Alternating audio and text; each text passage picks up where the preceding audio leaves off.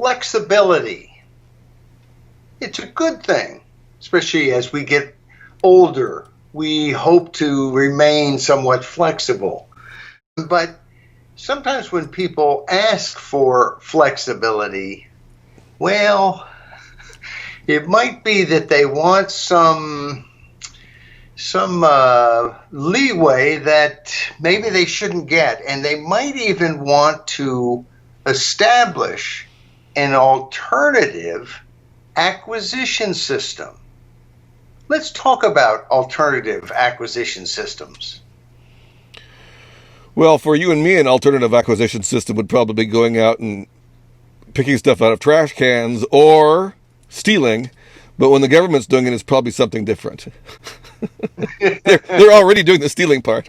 That's right. The stealing's already been accomplished. And of course, an alternative acquisition these days would be to actually go to a store and walk in and buy something, it seems like, as so much is bought online. But here we're talking about something which is government acquisition, government spending. This isn't acquiring the money through taxation or printing press rolling, but it is spending, and they're talking specifically about the U.S. Space Force, which is still part of the Air Force kind of at present, but will become its own force. And it's interesting to me because I'm a dove, I'm not a hawk. I want to avoid wars at almost all costs, not all costs, obviously.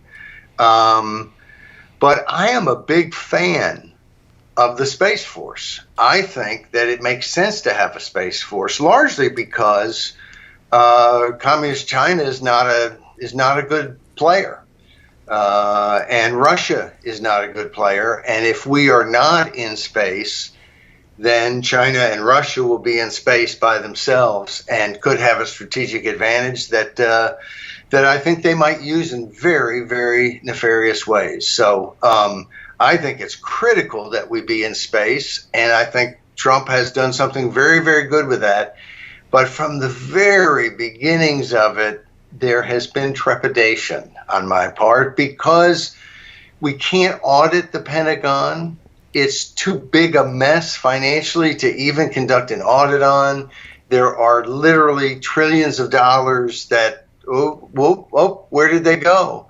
Nobody seems to know. And so this alternative acquisition system they're looking for is the ability basically to make purchases without any check from Congress. And you can imagine a situation in which Congress says, look, we need to purchase these things and get them into use so quickly that we don't have time for the oversight function. We're giving you this much money, go do it. But that would now be the regular way that you do things. And so, of course, the big problem is their argument is going to be, well, we need that flexibility to be able to do the best job that we can so that we don't have the hassle of having to come back and get permission again and again. But the reality is, if we don't have any accountability, we don't know what they're doing. And in so many things, it's like with this pandemic, people have been warning about a pandemic. People have been in government positions in the CDC and elsewhere looking at how to be prepared for this. Were we prepared? No, not very much. Because people don't tend to get prepared until it's real. And people don't tend to do things in a very accountable way and shepherd our resources if they know that we don't have any oversight, if we can't hold them accountable. So up and away, I say, look, the Space Force is an ambitious project. I think that's great. But the ambition to not be accountable to the Congress, which at least theoretically is supposed to represent us, and to not be accountable to the public is a non-starter, Mr. Trump and administration. And that was on Monday, June 8th. And we are now In the thick of This Week of Common Sense, a podcast starring you, Paul Jacob. Basically, we're covering the big stories of the week as appeared on thisiscommonsense.com or thisiscommonsense.org. Well, and now people can generally get to it both ways, but the best way to get to it is thisiscommonsense.org. We had a little problem website-wise, but nothing that can't be overcome and that hasn't been overcome. But go to thisiscommonsense.org. And when you announced me for the audio podcast, maybe some music or something, but I just had this vision as you were saying that for the visual. We should have, one of the Leave It to Beaver, one of the old shows, Father Knows Best, and I'm coming down the stairs and I'm carving the turkey, but it'll have to wait. We have to build slowly before we get to that promised land. You mean the production values? We just have to learn how to use the equipment, for instance? Maybe someday you'll buy a microphone, for instance. That's true. Anytime I worry about that, then I think about our friend who says, "Oh, it sounds fine." So exactly, it sounds fine. I mean, there is a microphone on your webcam, so I mean, we're not doing this magically or anything. The second piece this week is President Goes Postal, and there's a big question mark there. But just to cut right to the chase, the president did go postal, and in fact, the president is accused of going postal all the time. But this was a story in which, thank goodness, the president went postal.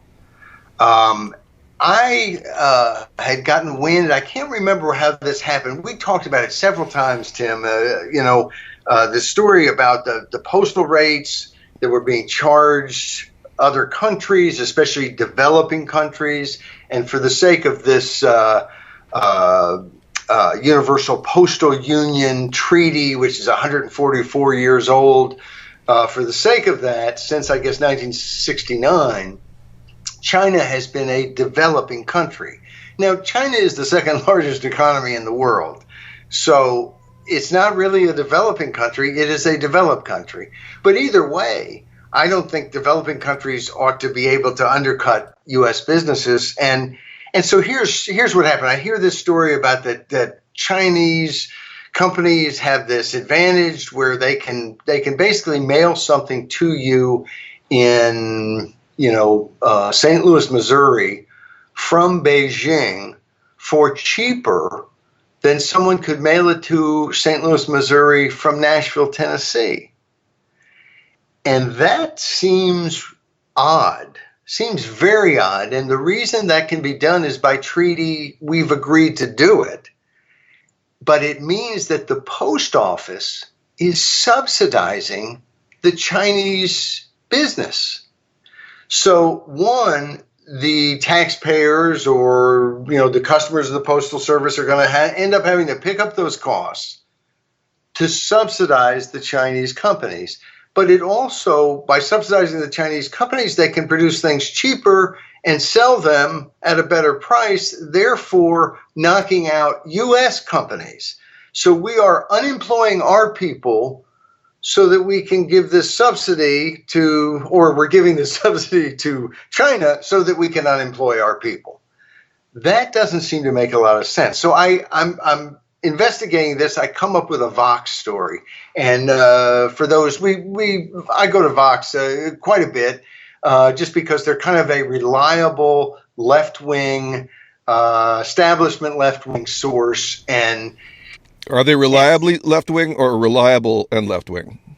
Reliably left-wing. They're and reliable in a sense, because what they did here, they do reliably often.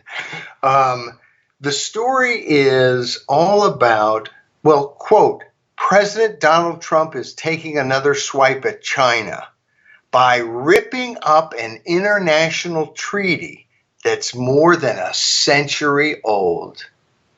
What a jerk. What a vicious, terrible, as we said in the thing, we've kind of tried, but a bull in a china shop. I mean, what kind of president do we have who is causing all this trouble trying to throw out some international agreement that's been around for over a century and is working fine, presumably, right? Well, not so much. Because as you read down to about the fourth or fifth paragraph, you find out that he's got a reason to be upset. You find out that we're subsidizing Chinese companies so that they can knock our companies out and we lose business and jobs.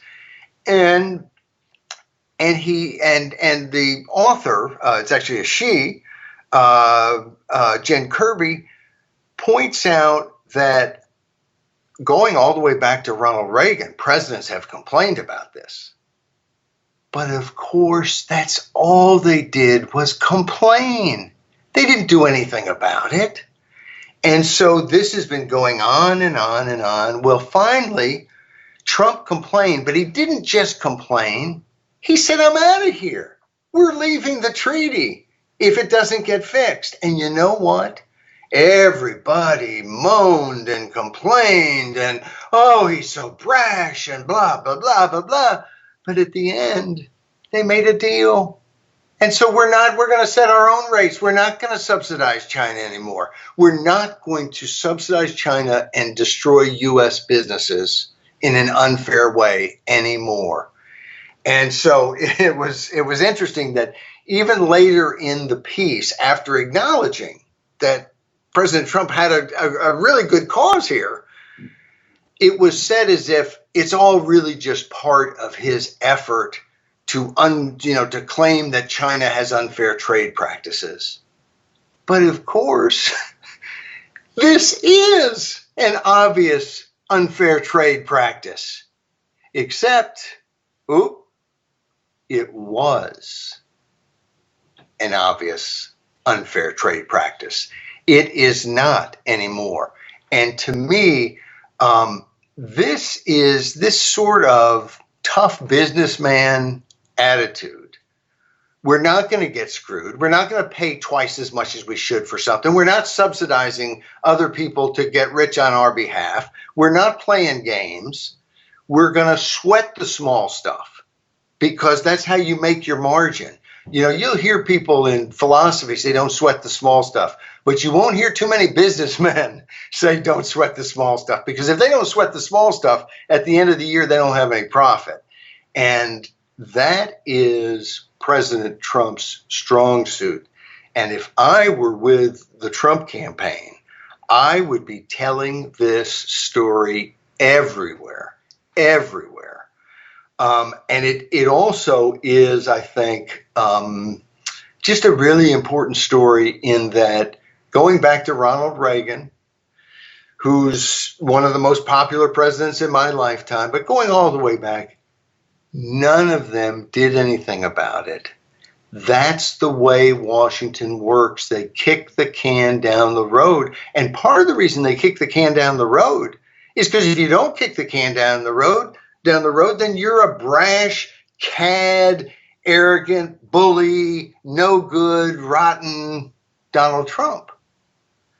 And this is a story, I think, that really validates the folks, and I know a lot of them, who don't particularly like Trump's personality, don't agree with him on all the issues, don't agree with him on a decent number of issues, but believe he's the only guy that will hold Washington to account and that will really fight for America in ways. We did a commentary a week ago talking about how he had stood up to China in ways that people in Taiwan and Hong Kong were recognizing, hey, this guy's different. He's not just rolling over for China. So, this is it's a small little thing, unless you happen to be in the business of shipping, small weight packages to different people in the U.S. A lot of it is kind of the trinkets, the different kind of bling that people send around that maybe is not of tremendous value, but some people build companies and livelihoods and families on stuff like that. And for them, this is probably pretty important. I'm wearing a hat from China. I got it on wish.com.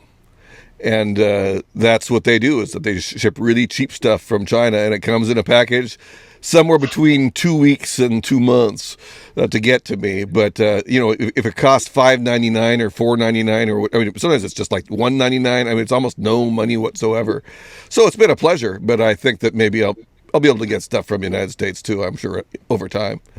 Yes, and the truth is, here is a case in which the cost of some of those goods is going to go up because the post office is not subsidizing them anymore.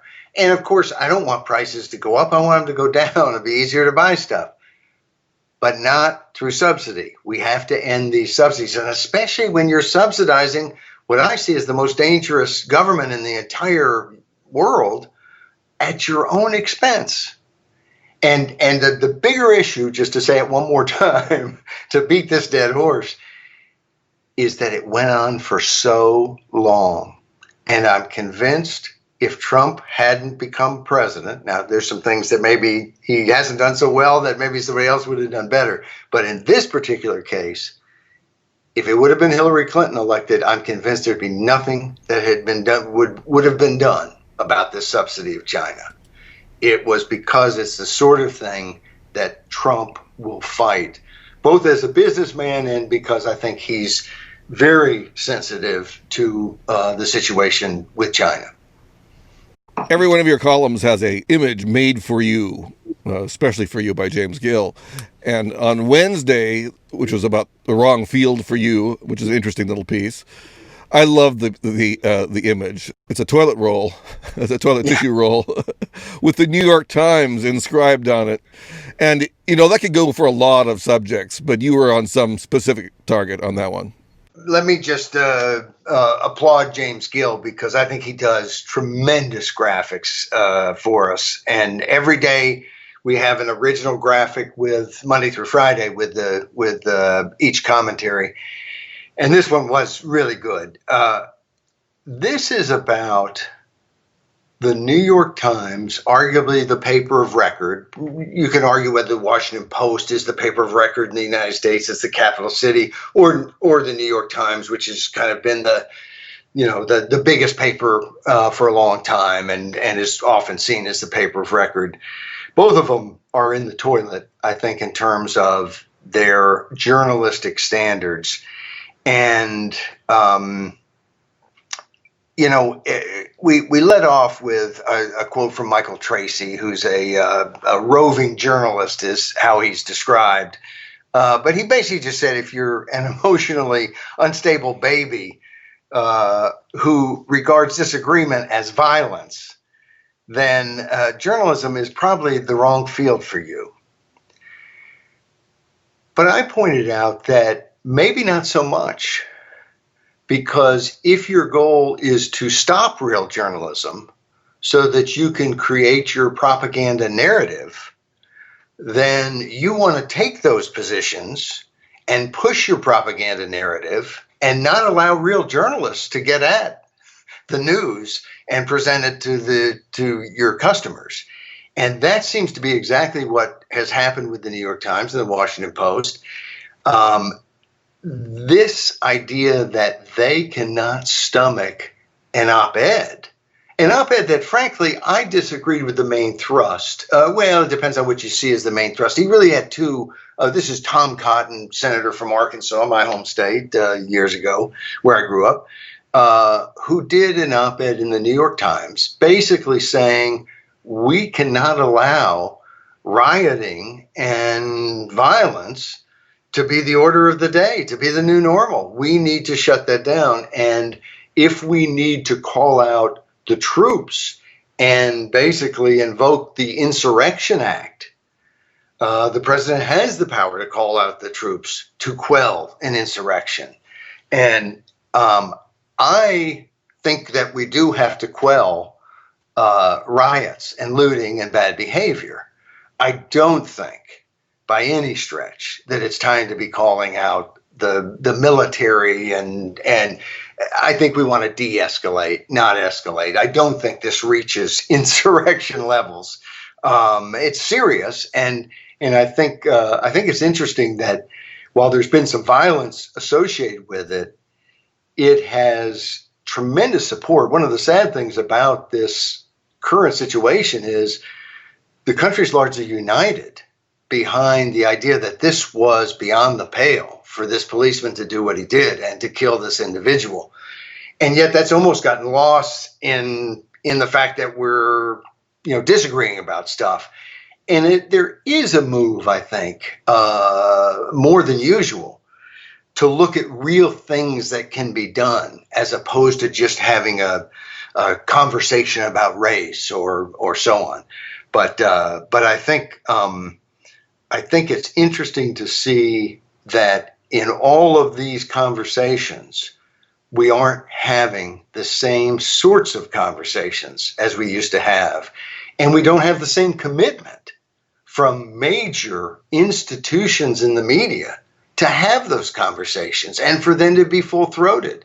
You could have printed Tom Cotton's op-ed in the New York Times and printed all kinds of responses to it. There could have been letters for weeks if that's what the people in New York and elsewhere who read the paper, had written letters to the editor saying, oh, this is outrageous. There's all kinds of ways to get that out. Instead, you have internally at the New York Times political views, not journalistic views in my mind, totally political views that say we do not want to ever print that side. And it tells you that the paper of record, a paper that has stories, almost every newspaper outside of New York and Washington in this country is reprinting New York Times stories. So the reach of the New York Times is just astronomical. And yet we now know we are not going to get the news from the New York Times.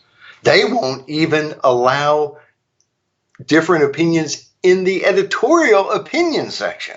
So it's a very, very sad day. And the New York Times has every right to be a rotten rag of a newspaper that tries to stomp on and dampen public discussion instead of elevate it and create a robust debate going. They have every right to be a rotten newspaper instead of a great one, but it's still sad. Now, you say that we're not up to insurrection levels yet. Are you aware of what's going on in Capitol Hill in Seattle? Well, there is a mini insurrection there. I'm not sure how serious that has been yet, but there are these 6 blocks, as I understand, that are being held. And again, my first reaction would be, as if I were in Seattle or if I had any role in this, would be to try to de-escalate. I'm not worried that that these 6 blocks are somehow going to take over the rest of the country or the rest of Seattle. Although Seattle is more questionable, just because they're out there to be taken. But I do think you have to respond at some point. And someone had an interesting thing, and I don't remember where I saw it now, but there was an interesting thing where they were comparing the way people looked at I want to say Bundy's, the folks who in Nevada. Yeah, Cliven Bundy and his clan. Yes. How they had viewed their taking, occupying something as a violent thing to do, and how they had not looked at these 6 blocks in Seattle as a violent taking or other things like that that had been done as a violent taking. But, we can't spend all of our time policing the media. The media, as we just got through talking about, they've got their own agenda. And so we have to start recognizing their agenda. I think in terms of Seattle and these 6 blocks, you have to protect people. We did something back in 2016 when Trump had the rally in San Jose. We did a column at Town Hall, and we did stuff at Common Sense as well, shorter pieces about it. The police basically did not protect the people who went to that rally. If people may remember the blonde woman who was egged by a mob of men outside a hotel, and it was like you were thinking, get her inside the hotel, but it's a mob of screaming men throwing eggs and smashing them on her head and body and so on. That just struck me as something that people should never do. Just should never. There's nothing, almost nothing she could have possibly done short of threatening nuclear annihilation that would cause someone to respond in that way. And there were all kinds of scenes that you could see if you went. I'm sure they're still on YouTube, of older couples being pushed around, hats knocked off their heads, stuff like that. The police, I know that the Supreme Court says they have no responsibility to protect us. The Supreme Court's wrong. They have a duty as police to protect people. That's their job. And so we have to retake those 6 blocks. Now, we don't have to do it stupidly. Just like in other situations, I think the Waco, when Janet Reno and the ATF went into Waco, it was a stupid move. But ultimately, once you've gone in and there's, you have to stay. I think it was stupid to have moved in the way they did. Sometimes you got to wait. It's possible that depending, and I don't know enough about these 6 blocks in Seattle, but sometimes you have to wait a long time. Sometimes you want to de-escalate and not cost lives. My guess is that the situation in Seattle could be dealt with any evening at a late hour when you just move in with force and you take the streets back and say, okay, no, you're not the legitimate authority. But I don't think that I do think it's worth de-escalating to some extent in the extent that so much of this, I think, is designed to get us agitated and angry and divided. And I think maybe we should look at it a little bit more like, our kids just did something stupid. And so let's try to make this a learning event. Well, Jay Inslee is the governor of Washington State, and he spoke. That's a learning event right there. I know. See that, and you can see where I'm going with this. His response, let's just say, de-escalate. He has. I don't even know if he raised an eyebrow. He just sort of snickered about the whole thing. It's really bad. Well, and the mayor, was it the mayor or was it a city? I believe it was the mayor of Seattle, who basically embraced it as this will be the summer of love in Seattle.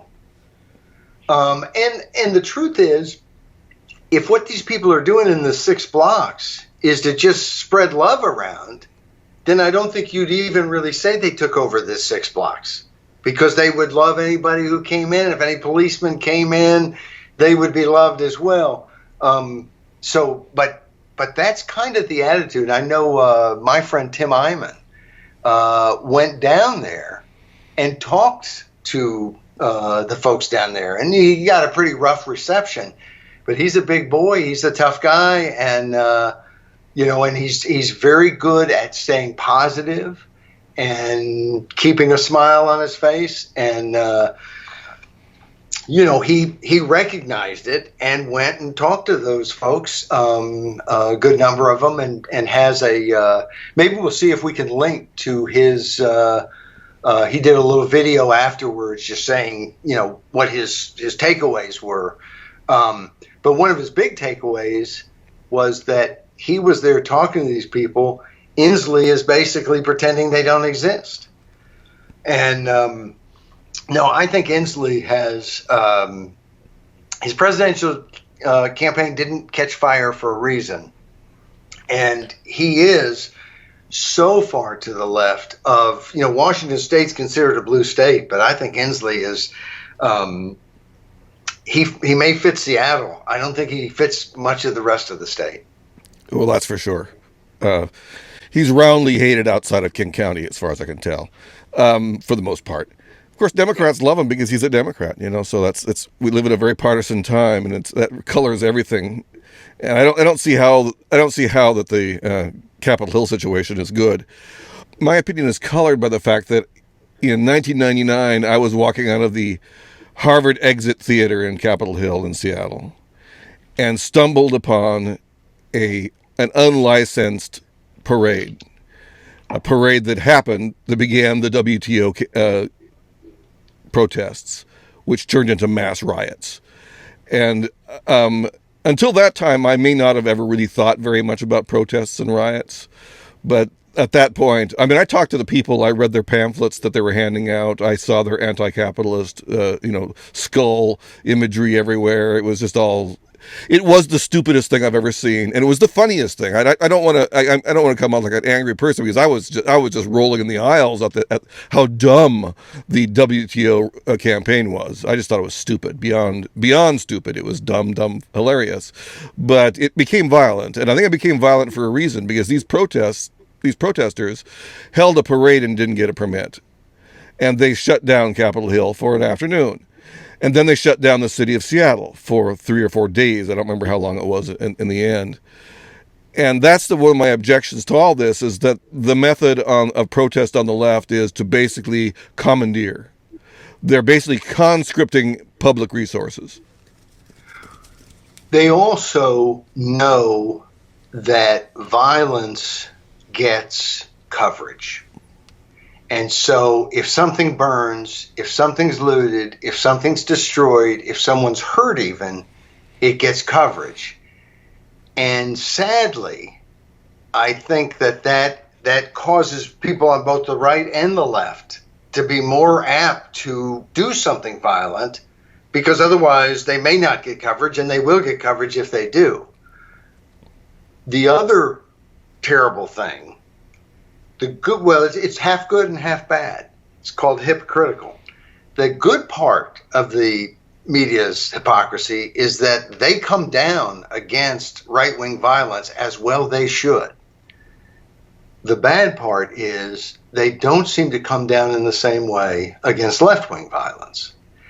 And the truth is you can look at, there have been peaceful protests that nothing has happened afterwards. There have been violent protests that nothing has happened. Nothing has really changed afterwards. And I think a lot of times there's this idea that the violence will create change. Sometimes it does. But the key is to have the ideas of how you want to change. And it's still, even if there's violence that gets notice, you still have to have something to say. You have to be for something.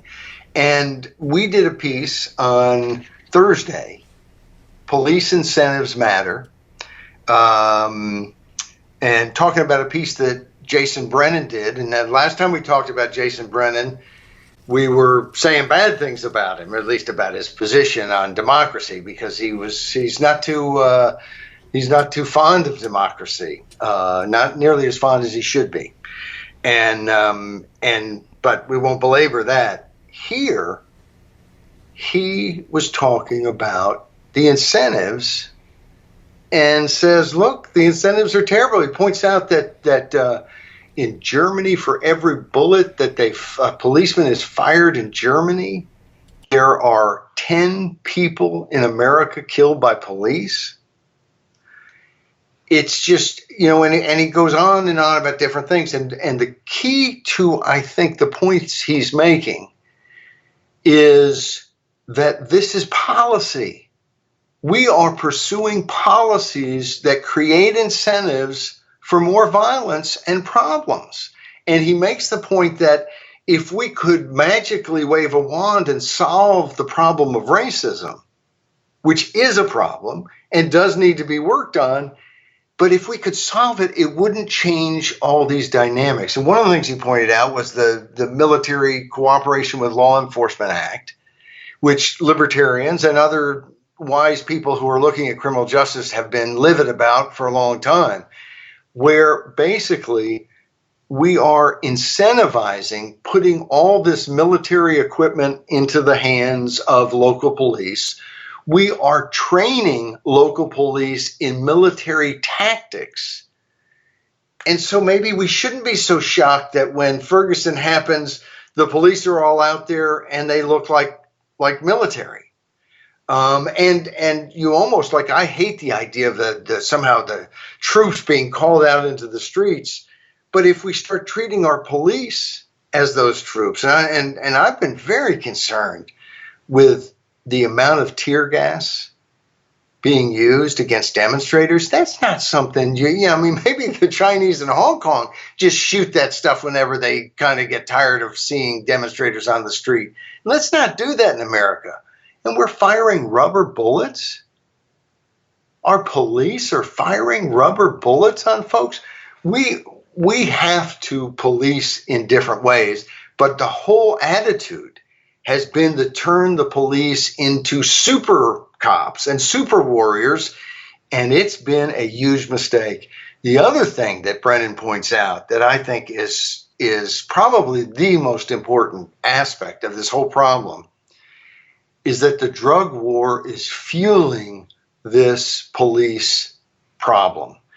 It's fueling it because now the police can search anyone anywhere because, there's all this. And this is true about the entire vice area. Prostitution should be legalized because it would be safer for the prostitutes, it'd be safer for everybody involved, and it would get organized crime out. Drugs should be legalized. And by that I mean no crime, and not that we create some big government bureaucracy, but just that we stop criminalizing them. It would be easier to treat people who have drug problems, and it would crush organized crime.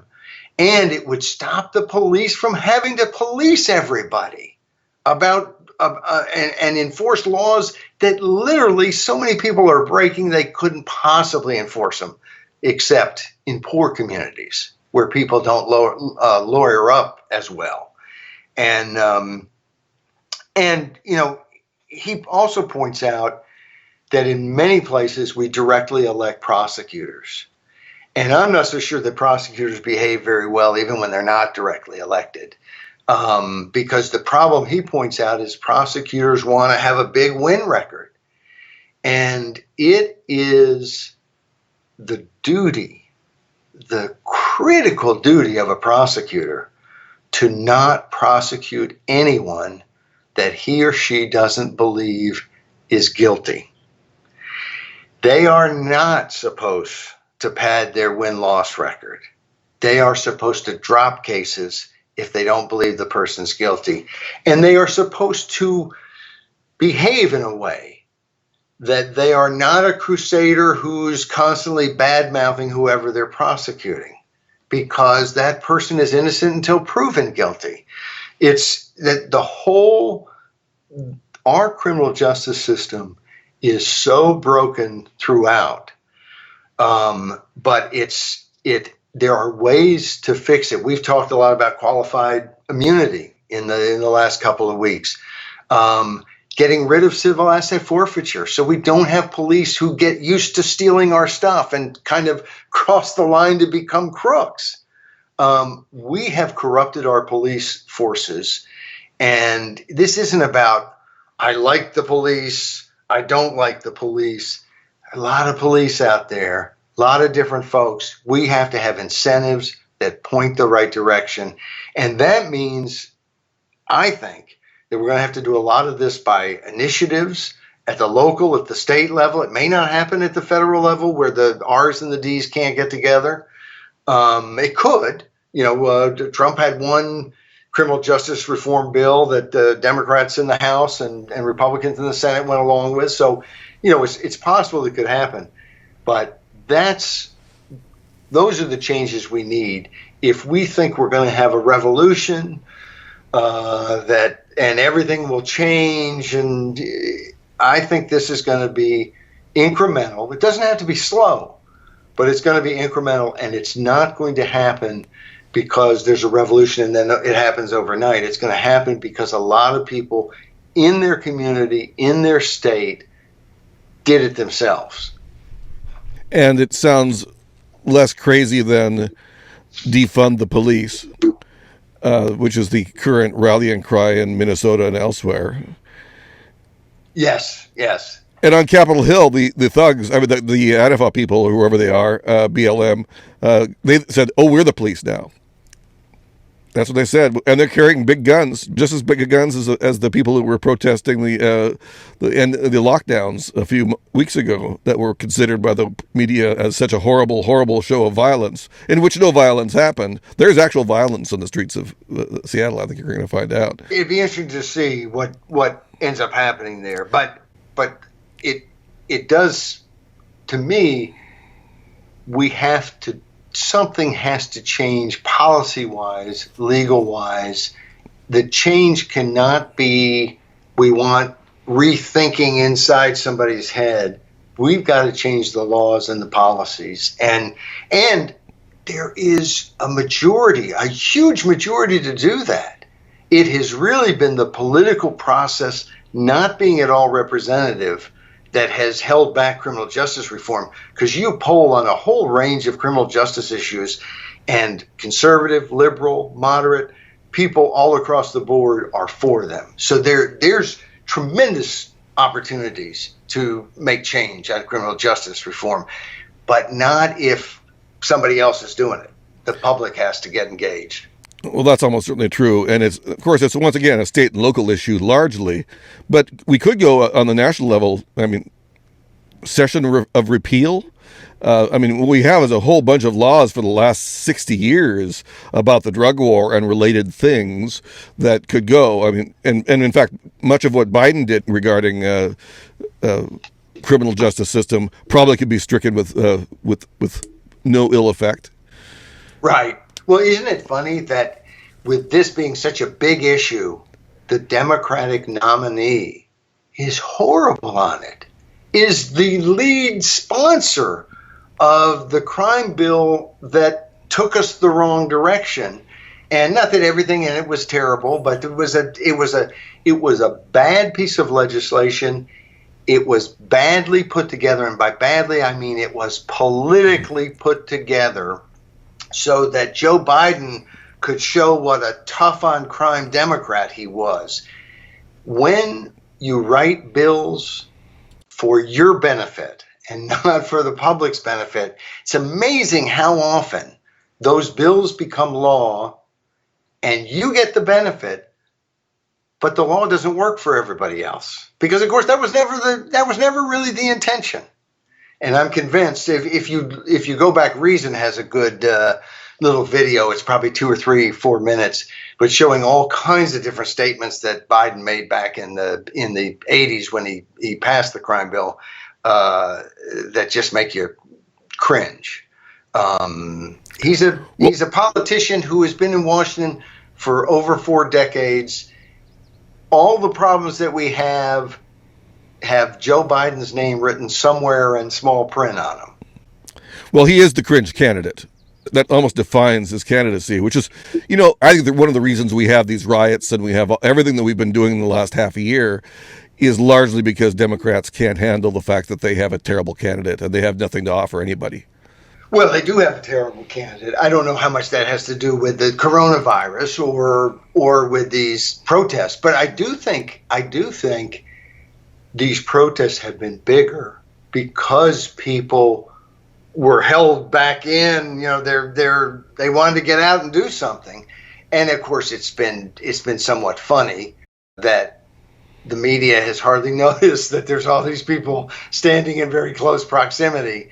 If it would have been anti-abortion rallies or something, I'm sure we would have all been informed how dangerous those rallies were.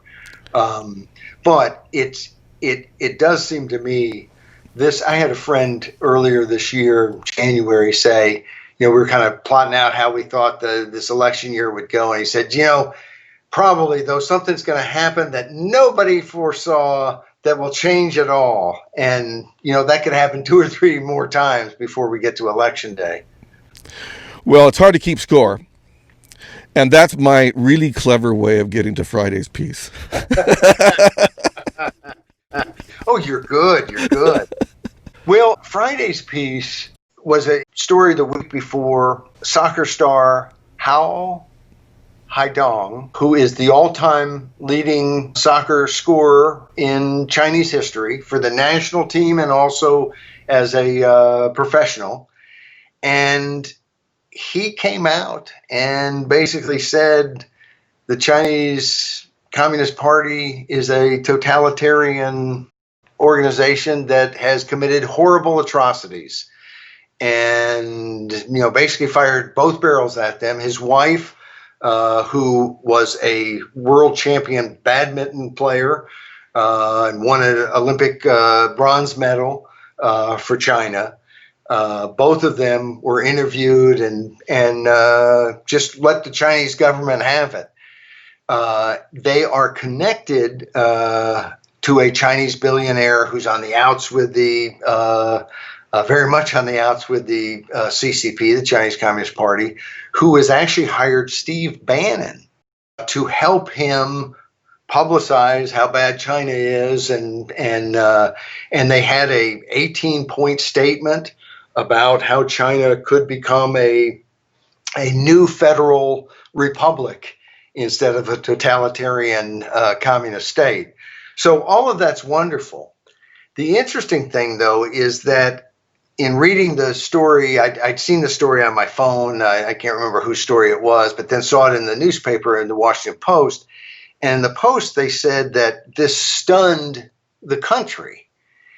And that just caught my mind for a second, because I thought, well, it probably sort of stunned the Communist Party and all their many censors, but much of the country probably is unaware of it. Now, it's interesting. This did, even though the statement that this soccer star made was on YouTube, and China bans YouTube. So Chinese folks were not seeing it on YouTube, but it started to get into their social media. His account was, taken down, but there were people talking about what he had said. He, also he had some very colorful statements about how they should be kicked out of humanity, as if they are part of humanity even.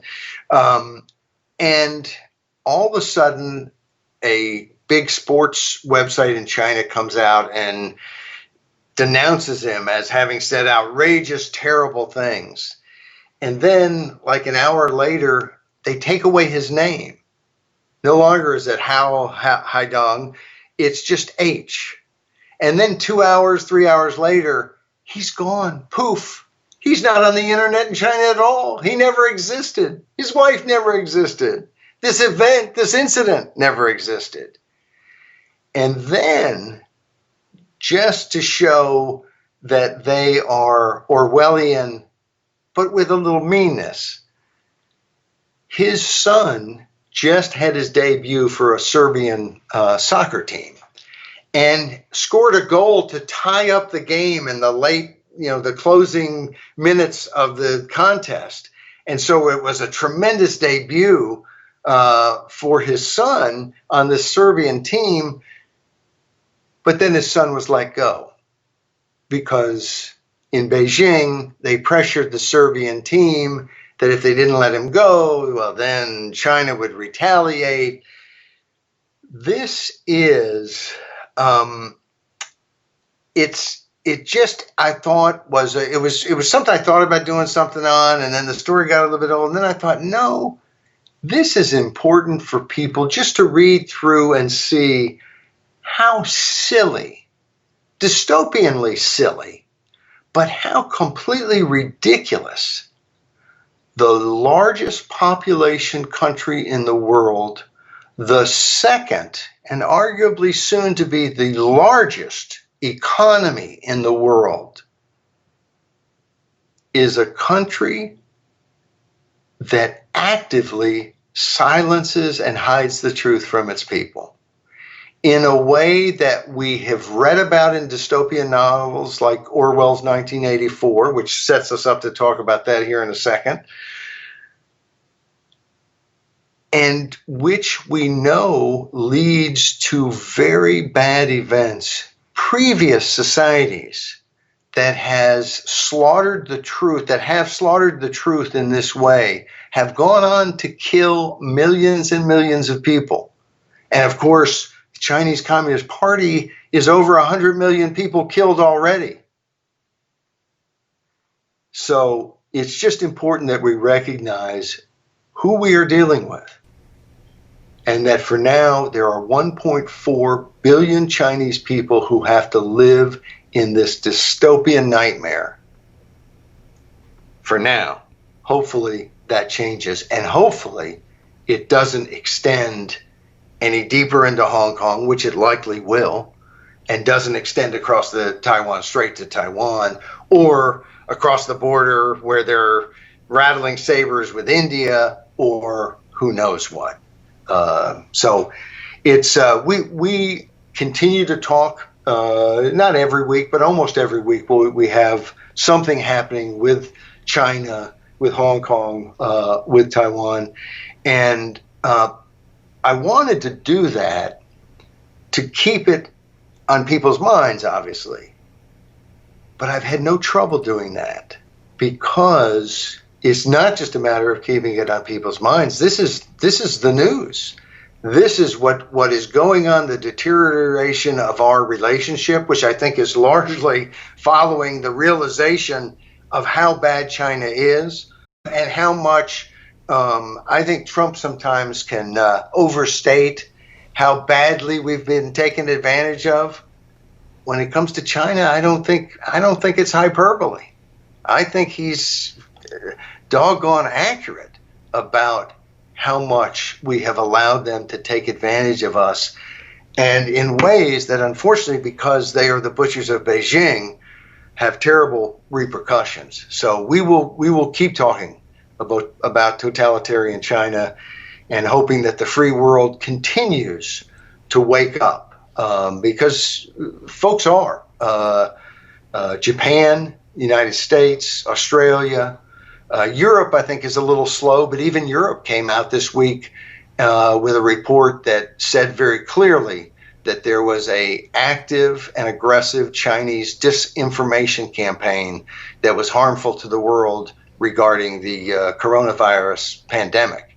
So the free world is getting more woke when it comes to the totalitarians in China.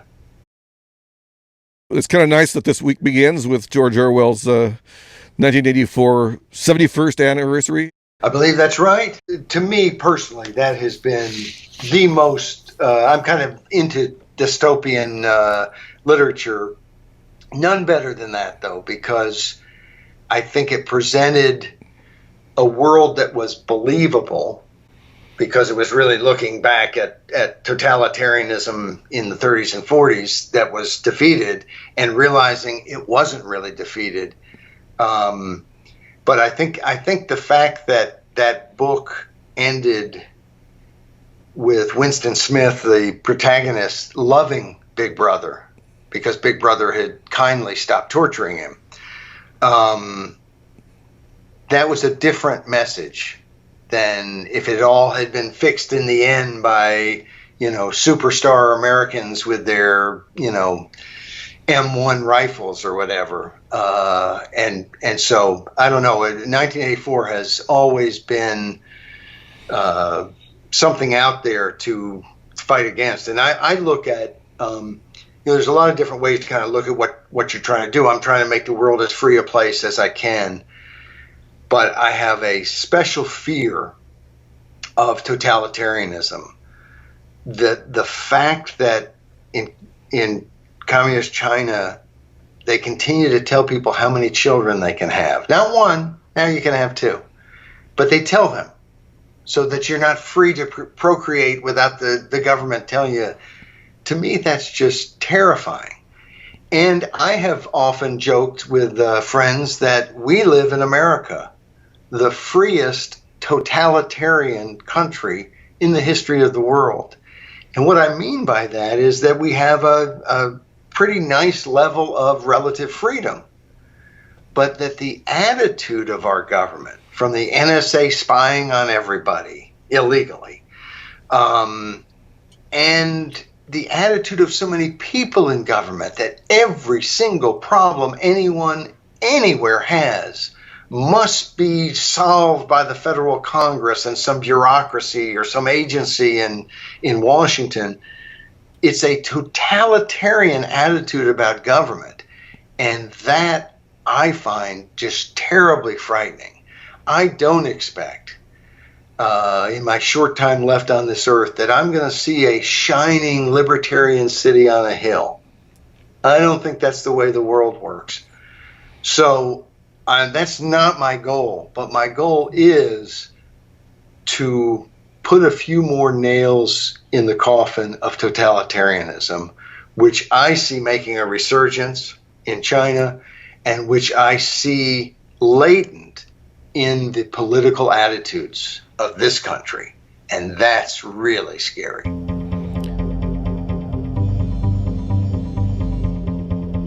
Every day we have a Today in Freedom feature and a thought for the day. And they're usually somehow related to the fight against totalitarianism or the fight for freedom or somehow related. And this Monday's was on the anniversary of 1984. On Wednesday, we had a quote from 1984, which I think is an excellent quote. It's one of the doublethink passages in the book. And I think that there's a lot of doublethink going on, especially with the media pushing one narrative so strongly. I'd also argue that the CIA has something to do with it. I mean, disinformation was a term. They have a disinformation campaign. They've been having it for a long time. It's actually there's for strategic reasons that CIA has been engaging in this. The fight against the Soviet Union demanded that they engage in corrupting public information, which is a very weird thing when you think about it.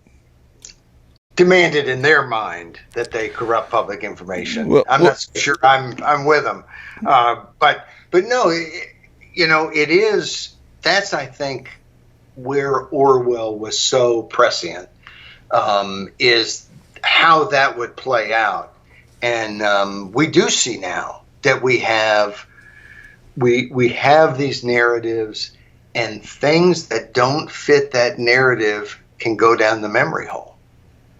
I suspect if the media were adamantly pro-Trump, that every American would know this postal story about how China was getting the unfair rates and Trump stopped it.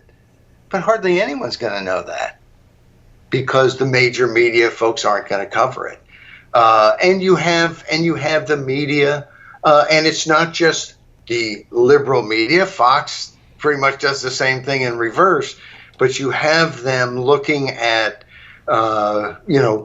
situation where someone takes some government property or private property and they're hoodlums and bad guys, and then someone else does it and they agree this time with the political views of the folks who did it, and they're not bad guys at all. They're liberators and freedom fighters, and there are times where you can justify something for one group that you might not for another, but you have to do it in some honest way. For instance, people have pointed out Hong Kong. Oh, well, they've vandalized things and they've done different things. They've set different things on fire. Now, there has not been looting in Hong Kong. There has been a decent amount of respect, I think, for private property, but you also have a situation there where, unlike the United States, in which they're able to get permits and come out and peacefully protest, you had the government constantly blocking them from having peaceful protests. And, of course, as we pointed out in a commentary, I think it was last week, the biggest difference is that we can do things about it other than protest, other than simply, one of the sad things, and the bravery of the folks in Hong Kong is inspiring. But part of the reason they're so brave is they're doing it in the face of such overwhelming odds against them. And so, it's a little bit more understandable that they would be doing almost anything to destroy public property, to say we aren't going to go along, we want basic rights. We have some of those basic rights. Now, I think the other thing, though, even in our country, is I understand. I think when someone, spray paints a bus stop with a slogan, it's not their bus stop. They really shouldn't be spray painting it. I don't view that as a vicious, evil crime. I do view looting and property destruction in other ways as a pretty serious crime.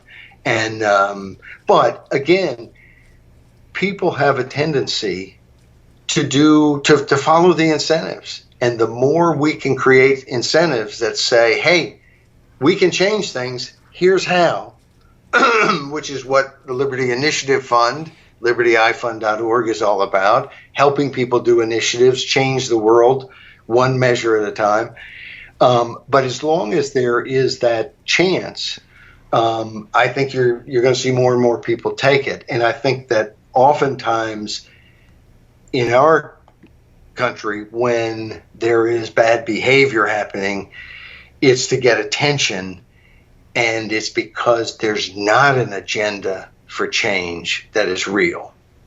And I really think that's the biggest problem with the criminal justice system. I don't want to say that. The biggest problem with the criminal justice system, there's so many, but the biggest deterrent to fixing it has been not having solid agenda items and making it too much a conversation that the whole nation has to have so that everybody gets right in their head. And the truth is, let's change the law, let's change the incentives, let's change the policies, and then the people who aren't right in the head and who do something wrong will take care of that. Very good. I think that probably is a podcast. This has been the second week of June 2020, and this has been This Week in Common Sense. People should go to thisiscommonsense.org. That's where you write 5 days a week. Absolutely. And the podcast is available on Apple and Google and Stitcher and other platforms. Yeah. Well, it's on SoundCloud. Yes, very much on SoundCloud. And people, I don't know if people know this, but you can comment on exact portions of a podcast on SoundCloud. You can go into the file and make a comment in an exact point where you want to comment on. Really? I didn't know. It's the reason I like SoundCloud. And just like that, you froze. Well, that was Paul Jacob freezing on Skype. It says it's reconnecting for a poor network connection, which strikes me as a good time to get this done, I guess. Just wrap up the whole thing. This has been This Week in Common Sense, starring Paul Jacob. My name is Timothy Verkala. You can find me at Workman with an I and an O on social media. Thanks.